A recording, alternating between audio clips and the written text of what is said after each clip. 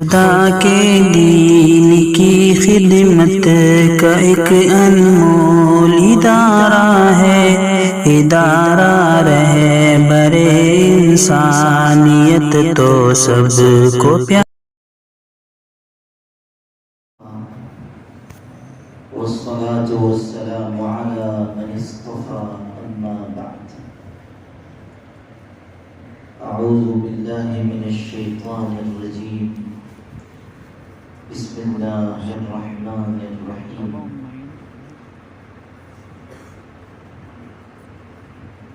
يا أيها الذين آمنوا اتقوا الله وكونوا مع الصادقين وقال تبارك وتعالى وذروا ظاهر الإثم وباطنه إن الذين يكسبون الإثم سيجزون بما كانوا يقترفون وقال النبي صلى الله عليه وسلم ثلاث مهلكات هوى متبع وشح مطاع وإعجاب كل ذي رأي برأيه أو كما قال صلى الله عليه وسلم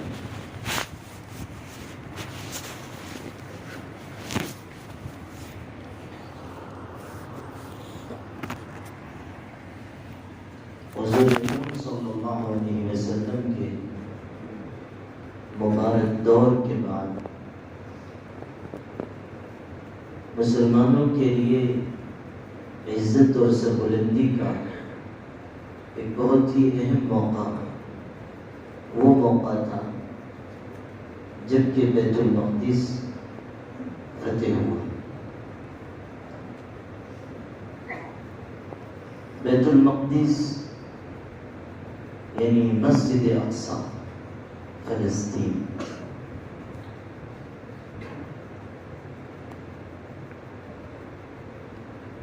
اس کی فتح تلواروں کے ذریعے نہیں ہوئی۔ اس وقت اس پر عیسائیوں کا قبضہ تھا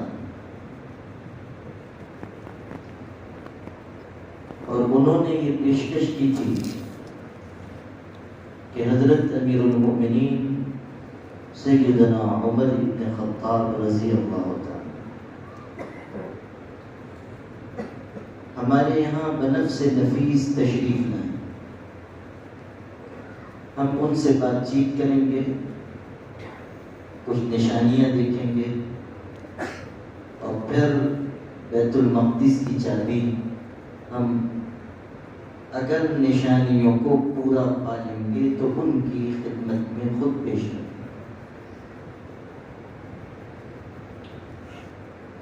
سیدنا عمر بن خطاب رضی اللہ تعالیٰ تشریف لائے اور بہت ہی معمولی لباس میں اور معمولی سواری پر۔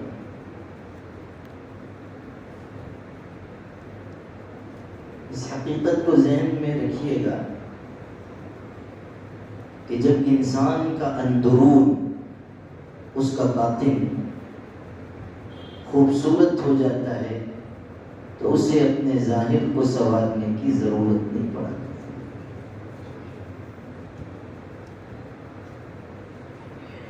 جب انسان کے دل کی دنیا آباد ہو جاتی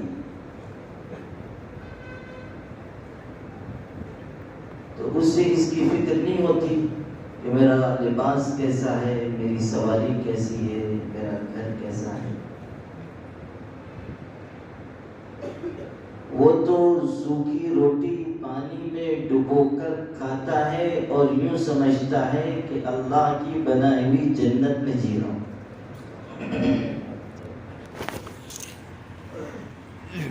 شیخ الاسلام ابن تیمیہ رحمۃ اللہ علیہ ایک خاص واقعے میں، جسے میں سنانا کبھی نہیں چاہتا ورنہ تفصیل ہوگی، ایک خاص واقعے میں قید کر دیے گئے تھے۔ مسلمان بادشاہ تھا لیکن اس نے شیخ الاسلام ابن تیمیہ کو جو علم و عمل کے امام تھے، بہت اونچے شخص تھے، ان کو قید کر دیا۔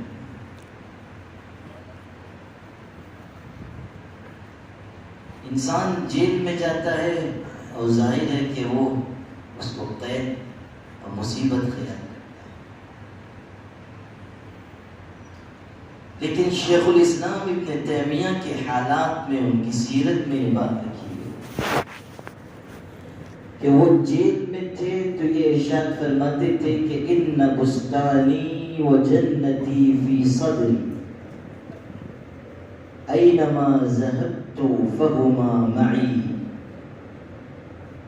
کہ میرا باغیچہ اور میری جنت تو میرے سینے میں ہے، میں جہاں جاؤں گا یہ میرا باغ سدا بہار ہے۔ قید میں تھے لیکن کہتے تھے، اور یہ بھی ارشاد فرمایا کہ انا قتلی شہادت وسجنی خلوت ونفی سیاحت، کہ اگر مجھ کو قتل کر دیا جائے گا تو یہ شہادت کی موت ہوگی، اور قید کیا گیا ہے تو یہ میری خلوت ہے، اور اگر جلا وطن کیا جاؤں گا تو قل سیروا فی الارض پر عمل ہوگا، نفی سیاحت۔ شاہ ولی اللہ محدث دہلوی رحمۃ اللہ علیہ جو ہمارے سروں کے تاج ہیں، وہ کبھی کبھی دہلی کی جامع مسجد میں تقریر کرتے ہوئے جوش میں آ کر ارشاد فرماتے تھے کہ ولی اللہ کے سینے میں وہ خزانہ ہے کہ مغلیہ بادشاہوں کے خزانے اس سے خالی ہیں۔ ولی اللہ کے سینے میں وہ دولت ہے۔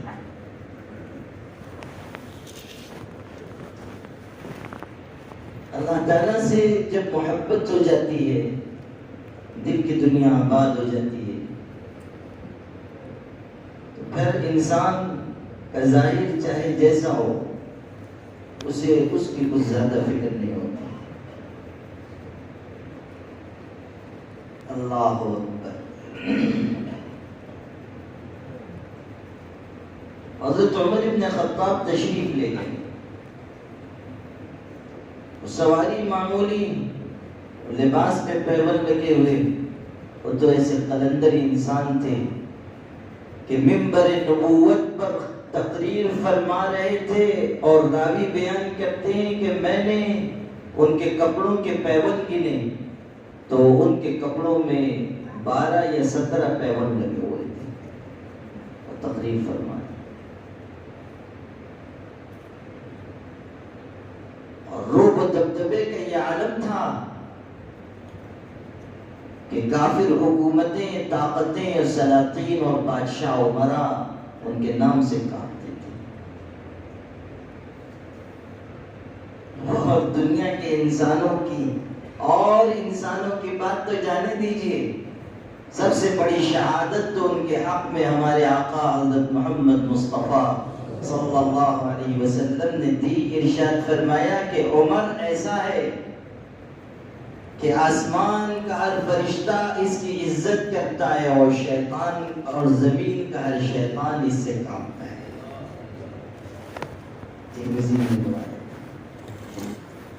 آسمان کا ہر فرشتہ اس کی عزت کرتا ہے، اور زمین کا ہر شیطان اس سے کانپتا ہے۔ تشریف لے گئے تو وہاں کے جو مسلمان عہدیداران تھے، انہوں نے یہ محسوس کیا کہ بڑے بڑے عیسائی لوگوں سے، عمرا سے ملاقات ہوئی، اچھا نہیں معلوم ہوتا کہ مسلمانوں کے امیر اس حالت میں ہو، مسلمانوں کے خلیفہ کہ لباس اچھا نہیں ہے، وہ سواری ہوتا ہے۔ وہ علاقہ تو بڑا زرخیز تھا اور مال و دولت کی فراوانی تھی، بہترین اصیل گھوڑا پیش کیا گیا، اور بہترین لباس پوشاک حضرت اس کو پہننے اور گھوڑے پہ سوار ہوئے۔ حضرت عمر رضی اللہ تعالیٰ نے جب یہ چیز دیکھی تو پیشانی پر شکن آ گئی اور ناگواری محسوس کی، اور غصے کا اظہار کیا کہ اگر تم نہ ہوتے تو مار مار کے درے سے مار کر پیٹ سرخ کر دیتا۔ اور پھر ارشاد فرمایا کہ ان اللہ اعزنا بالاسلام ومهما طلبنا العز فی غیرہ یذلنا اللہ، کہ اللہ نے ہمیں جو عزت عطا کی ہے وہ اسلام کا صدقہ ہے، اسلام کی برکت سے اللہ نے وہ عزت دی ہے، اور جب ہم اسلام کو چھوڑ کر کہیں اور عزت تلاش کریں گے اللہ ہم کو رسوا کر دے گا، ذلیل۔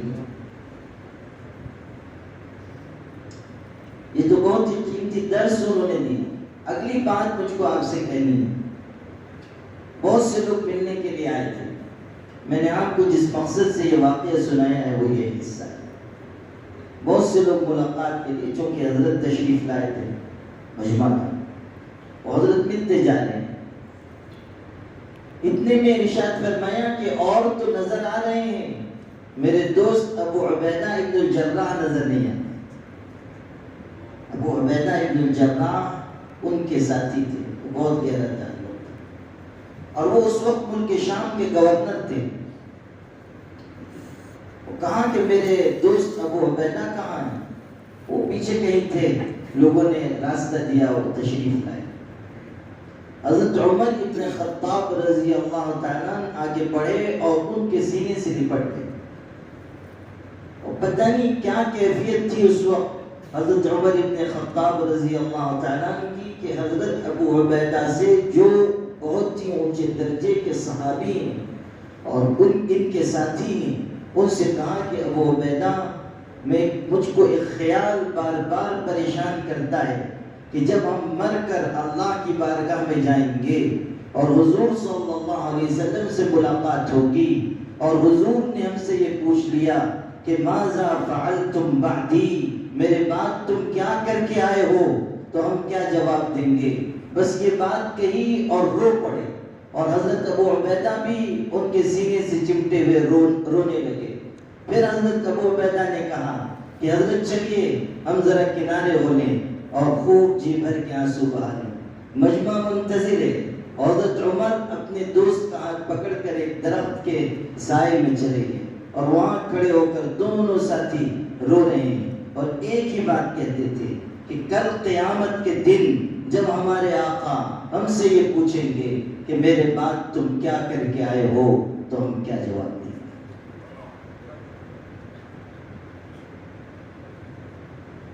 یہ بات میں نے حضرت عمر کی سیرت کے حوالے سے صرف اس لیے بیان کی کہ ہم بھی اس پر غور کر لیں کہ ہمیں بھی دنیا سے جانا ہے، اللہ کی بارگاہ میں حاضر ہونا ہے، کسی نہ کسی موڑ پر حضور اکرم صلی اللہ علیہ وسلم کا سامنا ہوگا، اور اعمال کے دفتر کھول دیے جائیں گے، کوئی چیز چھپی نہیں رہ جائے گی۔ قرآن میں ارشاد ہوا یوم تبلی السرائر فما له من قوة ولا ناصر، قیامت کا دن وہ ہوگا جب راز کھول دیے جائیں، بھید آشکارا کر دیے جائیں، کوئی چیز چھپی ہوئی نہیں رہ جائے گی، کوئی عمل کسی دفتر میں چھپا ہوا نہیں رہ جائے گا، اور کوئی کسی انسان کی سیاہ کاری اللہ تعالیٰ کے یہاں پیش ہونے سے باقی نہیں رہے، ہر چیز کھول دی جائے۔ حضرت لقمان نے اپنے بیٹے کو نصیحت کی تھی جس کو قرآن نے نقل کیا، ارشاد فرمایا تھا یا بنی انہا ان تک مثقال حبۃ من خردل فتکن فی صخرہ او فی السماوات او فی الارض یأت بها اللہ۔ ارشاد ہوا کہ اے میرے بیٹے، اگر رائی کے دانے کے برابر یا اس سے بھی چھوٹا کوئی عمل ہوگا، زمین آسمان میں تم نے کہیں بھی چھپ کر کیا ہوگا یا کسی چٹان میں گھس کر کیا ہوگا، قیامت کے دن اللہ اس عمل کو حاضر کر دے گا، کوئی چیز چھپی ہوئی نہیں رہ جائے۔ قیامت کے دن ایک شخص کو لایا جائے گا، اللہ تعالیٰ اس سے کہے گا تو نے فلاں گناہ کیا، فلاں گناہ کیا، وہ دائیں دیکھے گا بائیں دیکھے گا، وہ یہ خیال کرے گا کہ یہاں تو کوئی ہے نہیں جس نے مجھ کو گناہ کرتا ہوا دیکھا ہو، وہ کہہ دے گا کہ ہرگز نہیں. میں نے ایسا کوئی گناہ نہیں کیا ہے, میں نے ایسا کوئی گندا عمل نہیں کیا ہے. اچانک ایک آواز اس کو سنائی دے گی کہ او اپنی جان کے دشمن, تو نے یہ عمل کیا ہے اور ہم اس پر گواہ ہیں. وہ ادھر ادھر پھر دیکھے گا کہ کون ہے یہ بولنے والا. پھر جب آواز کی طرف کان لگائے گا تو پتہ چلے گا کہ اس کی رانوں سے آواز آ رہی ہے, اس کا جسم گواہی دے رہا ہے, انسان کا جسم پکارے گا. اليوم نختم على أفواههم وتكلمنا أيديهم وتشهد أرجلهم بما كانوا يعملون. ارشاد ہوا کہ آج منہ پر زبان پر مہر لگا دیں گے. قیامت کے دن زبان بند اور ہاتھوں سے اور پیروں سے گواہی دیں گے, اور وہ گواہی دیں گے کہ یہ برا عمل یہ انسان کر کے آیا ہے. حتى إذا ما جاءوها شهد عليهم سمعهم وأبصارهم وجلودهم بما كانوا يعملون. وقالوا لجلودهم لم شهدتم علينا قالوا أنطقنا الله الذي أنطق كل شيء. مسلمانوں, خدا کا قرآن پڑھو کہ وہ کیسے حقائق بیان کرتا ہے اور آنے والے دن کی کیسی منظر کشی کرتا ہے. وہ بتاتا ہے کہ کیسے احوال قیامت میں انسان کو پیش آئیں گے. جب جہنم کے قریب انسانوں کو لایا جائے گا تو ان کی چمڑیاں, ان کے کان, ان کے جسم کے حصے وہ گواہی دیں گے اس کے اعمال کے بارے میں. تو وہ کہے گا اپنی چمڑیوں سے, اپنی جلد سے, قرآن کے الفاظ چمڑیوں سے کہے گا تم نے میرے خلاف کیسے آج گواہی دی, تم نے میرے خلاف کیسے یہ بات کہی. مسلم شریف میں حدیث ہے کہ بندہ کہے گا بعدا لکن وسحقا فعنکن کنت انازل, کہ تمہارے لیے دوری اور بربادی ہو, میں تمہارے لیے تو یہ سب کچھ کر رہا تھا اور تم نے میرے خلاف گواہی دی. تو چمڑیاں اور انسان کے جسم کے حصے کیا کہیں گے؟ انطقنا اللہ الذی انطق کل شیء. ہمیں اس اللہ نے بولنے کی طاقت دی جس نے ہر چیز کو بولنے کی قوت عطا کی ہے. اللہ کی قدرت ہے, ہمیں اللہ نے بولنے کی قوت دی. تو انسان کا جسم گواہی دے گا. انسان انکاری ہوگا کہ میں نے ایسا عمل نہیں کیا, ران پکارے گی کہ تو نے کیا ہے. وہ سارے اعمال کھول دیے جائیں گے. اب غور کیجئے کہ جب اللہ یہ سوال کرے گا کہ ایسا ایسا عمل کیوں کما کر لایا, ہم کیا جواب دیں گے؟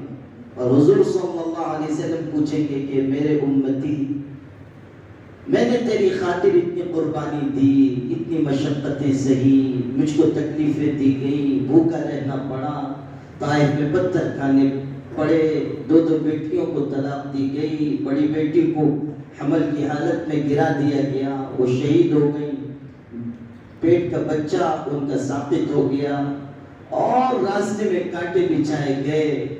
کس کس طرح کی اذیت نہیں دی گئی. احد میں اتنا مجھ کو مارا گیا کہ میرا چہرہ لہو لہان ہو گیا, اور میرے جانثار محبت کرنے والے ان کی لاشیں میں نے اپنے ہاتھوں میں اٹھائی اور ان کو قبر تک پہنچایا, اور کتنی مشقتیں میں نے جھیلی. یہ سب کیا اس لیے تھا کہ تم میرے بعد فسق و فجور اور نافرمانی کے راستے پر چلتے. کیا اس لیے تھا کہ تم گندے اور برے اعمال میں لگ جاتے؟ کیا میں نے اس لیے قربانی دی تھی کہ تم رات رات پر موبائل پر گندی ننگی تصویریں دیکھتے؟ کیا میں نے اپنے خون جگر سے سینچ کر اس امت کو اس لیے پروان چڑھایا تھا کہ اس امت کی بیٹیاں اپنے دین کا, ضمیر کا, حیا اور شرم کا سودا کر کے غیر مسلموں کے ساتھ جا کر شادیاں کریں؟ کیا میں نے اس امت کے لیے جو خون پسینہ ایک کر دیا تھا اس کی یہی قیمت تھی کہ تم ایسے اعمال لے کر آ جائے ہو؟ غور کیجئے کہ اس کا ہمارے پاس کیا جواب ہوگا. ہم قیامت کے دن اللہ اور اس کے پاک رسول کے سامنے کیا عذر پیش کر سکتے؟ غور کر لیجیے. ملا واحدی نے ایک مصنف گزرے ہیں, انہوں نے قصہ لکھا ہے, واقعہ سچا ہے. دہلی میں جامع مسجد دہلی کے سیڑھیوں پر ایک فقیر بیٹھتا تھا.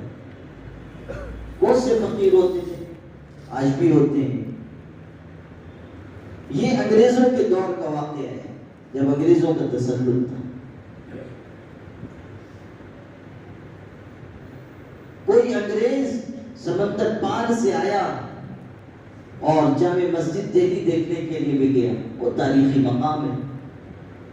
وہاں گیا تو بہت سے فقیر بھی تھے، اس نے سب کو پیسے بھی دیے. جب واپس آیا اپنے ہوٹل پر تو اس نے اس کو یہ پتہ چلا کہ اس کا جو بٹوا تھا پاکٹ وہ کہیں گر گیا. اس میں کاغذات بھی تھے، پیسے بھی تھے. بہت پریشان ہوا. غور کیا تو اس کو یہ خیال آیا کہ میں نے پیسے فقیروں کو دینے کے لیے پاکٹ جیب میں سے نکالا تھا، شاید وہاں گر گیا. جامع مسجد کے پاس آیا اور وہاں آ کر تلاش کرنے لگا. ایک فقیر نے بوڑھا سا تھا، اس نے دیکھا کہ یہ کچھ گم ہے.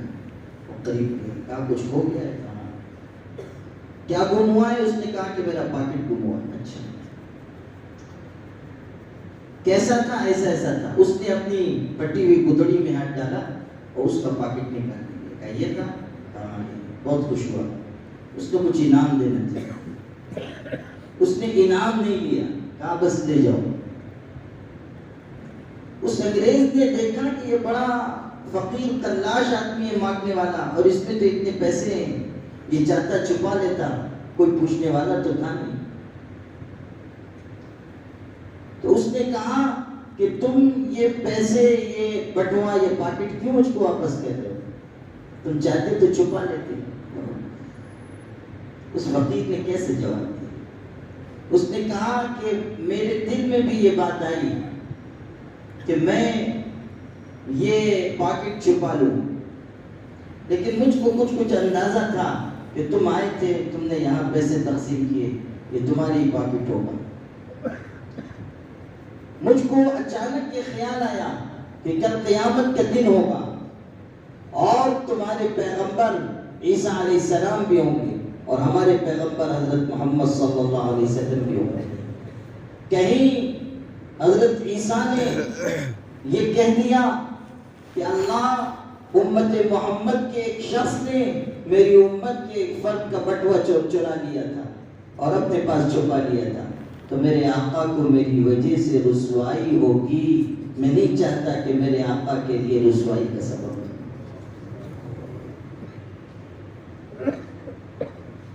یہ احساس تھا اس شخص کا جو مانگنے والا ہے، جو بھکاری ہے، جو بے پڑھا لکھا ہے. ہم جو پڑھے لکھے ہیں، ہم جن کو اللہ نے وسعت دی ہے، کشادگی دی ہے، صحت دی ہے، سہولت دی ہے اور نہ جانے کتنی نعمتوں سے نوازا ہے، کبھی ہم بھی تنہائیوں میں سوچتے ہیں کہ ہمارے برے اعمال کل قیامت کے دن ہمارے آقا کے دل کو صدمہ پہنچانے کا سبب بن سکتے ہیں. اتنی جرأت ہمارے اندر آ گئی گناہوں کے سلسلے میں کہ الامان والحفیظ، بہت جرأت آ گئی. نافرمانی اور گناہ اور سرکشی کی عادت ہمارے اندر جڑ پکڑ چکی. نماز چھوڑ رہے ہیں، کوئی احساس نہیں. لوگوں کی غیبت کر رہے ہیں، کوئی احساس نہیں. بدگمانیاں کر رہے ہیں، حسد کر رہے ہیں، بغض کر رہے ہیں. دل نفرتوں سے بھرا ہوا ہے. بدنگاہی کی بیماری عام، جھوٹ بولنے کی بیماری عام، لوگوں کو دھوکہ دینے کی بیماری عام. جس سے پوچھئے کہ آپ معمولات پورے کرتے ہیں، وہ کہتا ہے کہ نہیں، معمولات نہیں پورے ہو پاتے. اور اسی شخص کی نجی زندگی ایسی ہے کہ 3-3 4-4 گھنٹے موبائل پر لہو و لعب میں مشغول ہے. یہ نہیں سوچتا کہ میں اپنے اللہ کو یاد نہیں کر رہا ہوں اور ان گناہوں میں مبتلا ہوں.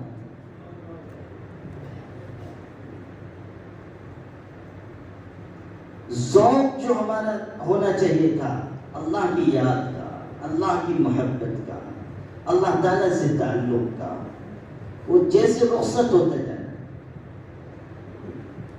جو خوف ہونا چاہیے تھا کہ میرا اللہ مجھ کو دیکھ رہا ہے، میرے اللہ کی نگاہ مجھ پر ہے.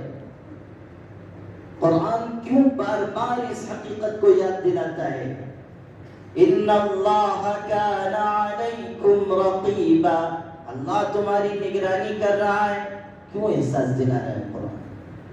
الم یعلم بان اللہ یرا، کیا انسان نہیں جانتا کہ اللہ اس کو دیکھ رہا ہے؟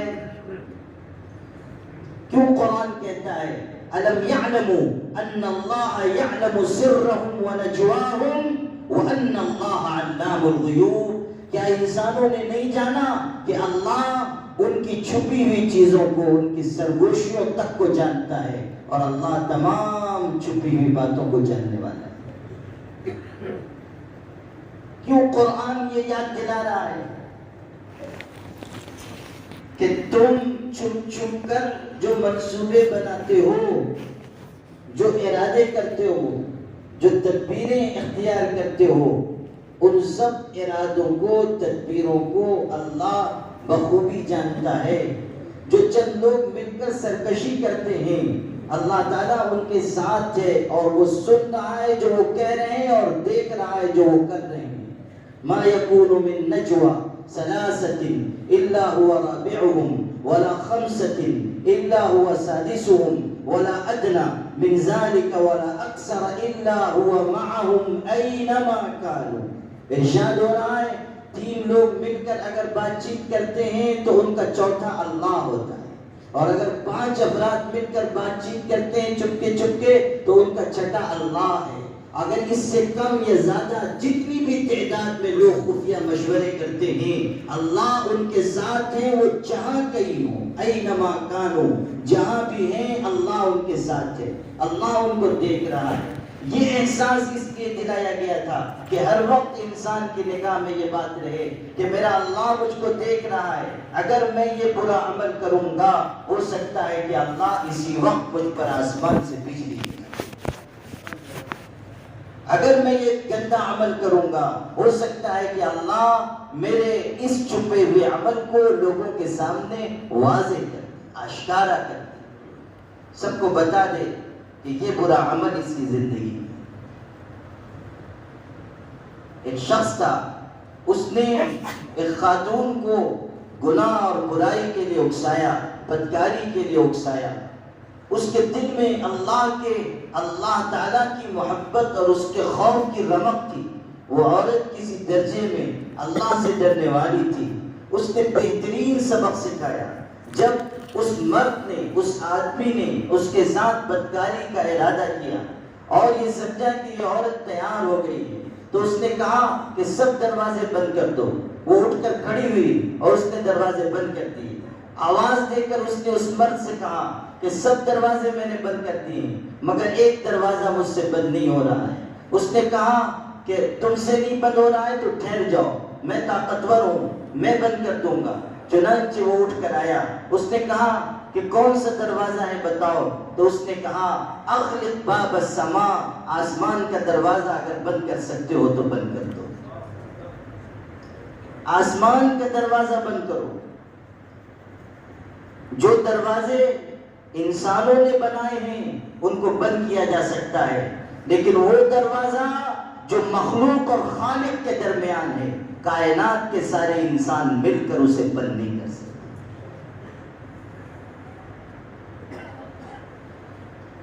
یہ احساس کہ اللہ ہم کو دیکھ رہا ہے، اسی کی محنت کرائی جاتی ہے. یہ جو تصوف کا نظام ہے، یہ جو سلوک کا نظام ہے، یہ کیوں ہے؟ یہ اسی لیے ہے کہ خوب اللہ کو یاد کیا جائے تاکہ انسان کا حال یہ بن جائے کہ ہر وقت اس کے دل میں یہ احساس رہے کہ اللہ مجھ کو دیکھ رہا ہے.